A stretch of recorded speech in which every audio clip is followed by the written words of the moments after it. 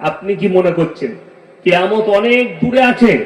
না, কিয়ামতের ছোট ছোট আলামত গুলো প্রকাশ পেতে শুরু করে দিয়েছে। তার মধ্যে 1 নম্বর আলামত, আল্লাহর ঘর মসজিদের ভেতরে দুনিয়াদারির কথা হবে। এখন হচ্ছে না, হয়নি? জুম্মার দিনে, আজকে শুক্রবার ছিল, জুম্মার দিনে ইমামের খুতবা চলছে, এরা ব্যবসার গল্প করছে, সংসারের গল্প করছে, নিজের গল্প করছে। এটা কিয়ামতের আলামত।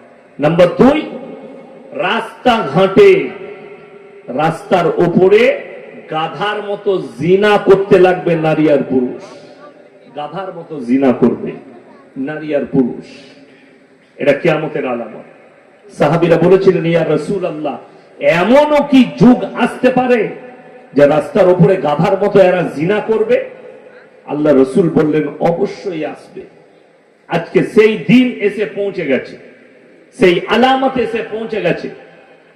নাম্বার 3, পর আপন হবে, আপন পর হয়ে যাবে। ভাইয়ের দুশ্মন ভাই হবে, আর তার বন্ধু হবে তার আপন। প্রতিবেশী হবে আপন, কিন্তু মায়ের পেটের ভাই হবে দুশ্মন। আপনি খালি খুঁজে নেন আপনার গ্রামে, আপনার পরিবেশে, আপনি খালি খুঁজে নেন কে কার দুশ্মন। ভাই ভাইয়ের জানের দুশ্মন। কিয়ামতের আলামতে মানুষের কাছে, মুসলমানের কাছে হারামটা এমন ভাবে তারা ব্যবহার করবে যেমন ওটা হারামই নয়, হালাল মনে করবে। আজকে দেখুন, মদ হারাম না হালাল? কথা বলে না, হারাম। ইলামবাজার থানায় দেখিয়ে দেবো, মুসলমান ছেলে মদ খায়, মদ বিক্রিও করে। ঠিক বললাম না ভুল বললাম? আপনার গ্রামে পাবেন, আপনার এলাকায় পাবেন, কিন্তু গ্রামে কোনো বিচার নেই। গ্রামে মুসলিমদের কোনো বিচার নেই। মদ খাচ্ছে, ও খাচ্ছে, ওর খা, তোর কি? সুদ খাচ্ছে প্রকাশ্যে। আপনাদের এলাকায় সুদখোর নাই? কথা বলে না? সুদখোর আছে? সে তো থাকবি। সুদখোর আছে, তার বিবি জানে আমার স্বামী সুদখোর, তার পরিবার জানে আমার স্বামী সুদখোর, তার প্রতিবেশী জানে আমার স্বামী সুদখোর, তার সকল পরিবারের লোক, গ্রামের মানুষ, ইমামও জানে সুদখোর, মতওয়াল্লিও জানে সুদখোর। আমরা সবাই জানি লোকটা, ব্যক্তিটা সুদখোর, কিন্তু বলতে পারি না। আপনাদের বীরভূম ডিস্ট্রিক্টের খবর বলছি, গ্রামের নাম বলবো না, জায়গার নাম। আমি জলসা করেছি সেই গ্রামে 2 বছর আগে। ইমাম সাহেব আমাকে বলছেন যে, হুজুর, আমি একদিন জুম্মায় সুদের বয়ান করেছিলাম। গ্রামের কটা যুবক রাত 12টায় ঢুকেছে আমার কামরায়। হুজুর, পানি পড়ালো, খুলেন। আমি খুললাম। পানি পড়া তো দূরের কথা, আমাকে বলল, আপনাকে ওয়ার্নিং দিয়ে যাচ্ছি শেষবারের মতো, এরপরে জুম্মায় যদি কোনোদিন সুদের বয়ান করেন, আপনাকে মার্ডার করে দেবো মসজিদের ভেতরে ঢুকে। আল্লাহর কসম, এই ভাষাটা ইমাম আমাকে বলেছে। এই বীরভূম ডিস্ট্রিক্ট, আমি নাম করব না, কোন থানাটাও বলবো না।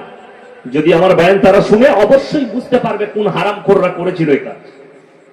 বয়ান তো শুনবে, শুনলে তারা বুঝতে পারবে। ইমামকে কে? কোন অমুসলিম ভাই নয়, মুসলমান যুবক ইমামকে ঢুকে এই ধমকি দিচ্ছে। অথচ কোরআনে স্পষ্ট আছে, ওয়াহাল্লাল্লাহুল বাইয়া ওয়া হাররামার রিবা, সুদ তোমাদের জন্য হারাম আর ব্যবসাকে হালাল করেছি।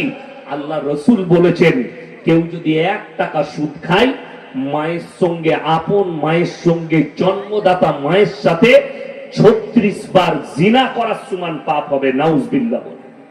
নিজের মায়ের সঙ্গে। যারা সুদ খাচ্ছেন, যারা সুদখোর আছেন, তারা শোনো, প্রতিনিয়ত তুমি নিজের মায়ের সঙ্গে জিনা করার পাপ করছো। যারা সুদ খায় তারা যেন আল্লাহর সঙ্গে যুদ্ধ ঘোষণা করলো। তার সঙ্গে বললাম, আল্লাহর সঙ্গে। যে ব্যক্তি আল্লাহর সঙ্গে যুদ্ধ ঘোষণা করলো, এই লোক আর মুমিন থাকতে পারে? কথা বলে, থাকতে পারে না। কিন্তু আমাদের দেশে সুদখোর, মাতাল, গাঁজাখোর, লটারিওয়ালা, যে যেরকমই পাপ করুক, জান্নাতে যাবার রাস্তা ঠিক আছে, দারুণ রাস্তা আছে। 1 নম্বর রাস্তা জান্নাতে যাবার, যাই করে মরে যা, 40 দিনে মিলাদ দিবে।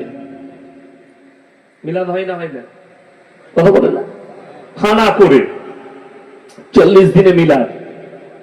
আর তার লেগে মুসল্লিরা দুপুর বেলায় বিরিয়ানি করেছে, নাহলে গোশ আর ভাত খেয়ে দিয়ে রাতের বেলায় মিলাদে তার লেগে দোয়া করলো। মিলাদ তাই বুঝে না।